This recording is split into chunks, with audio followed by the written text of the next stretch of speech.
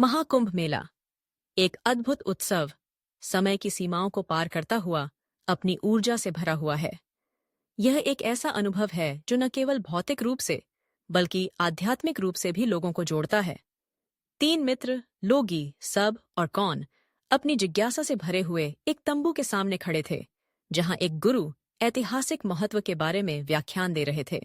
गुरु की आवाज में एक गूढ़ता थी जो सभी को अपनी ओर खींच रही थी।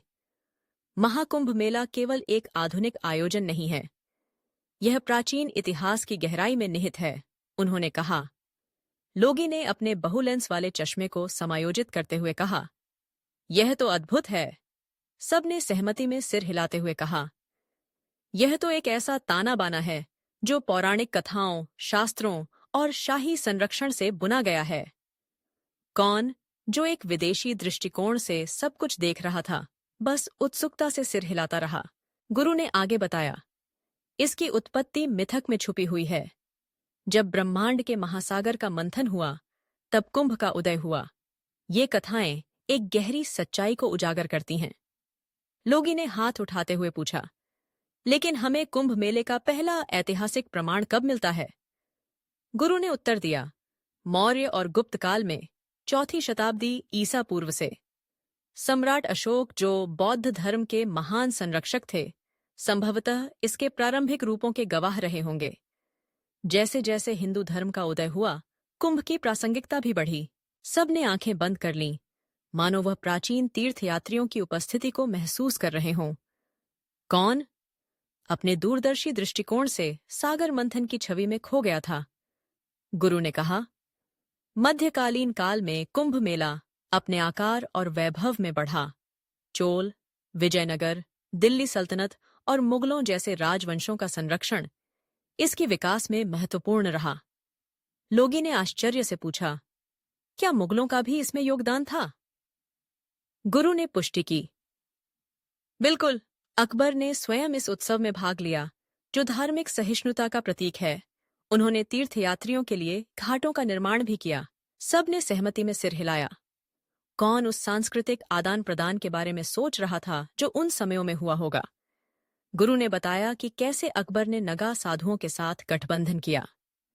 1565 में अकबर ने उनकी अनुशासन से प्रभावित होकर उन्हें रॉयल जुलूस का नेतृत्व करने का सम्मान दिया। लोगी ने कहा, यह ऐतिहासिक समझौते का एक रोचक उदाहरण है। सब ने भी इस पर सहमति जताई। गुरु ने आगे कहा, उपनिवेशीय युग ने एक नया दृष्टिकोण प्रस्तुत किया। यूरोपीय पर्यवेक्षकों ने कुंभ मेले का विस्तार से वर्णन किया, जो ऐतिहासिक रिकॉर्ड प्रदान करता है। लोगी ने कहा, ये विवरण अनुष्ठानों, सम्मेलनों और सामाजिक गतिशीलता के बारे में हैं। सब ने इसे अतीत की एक खिड़की माना।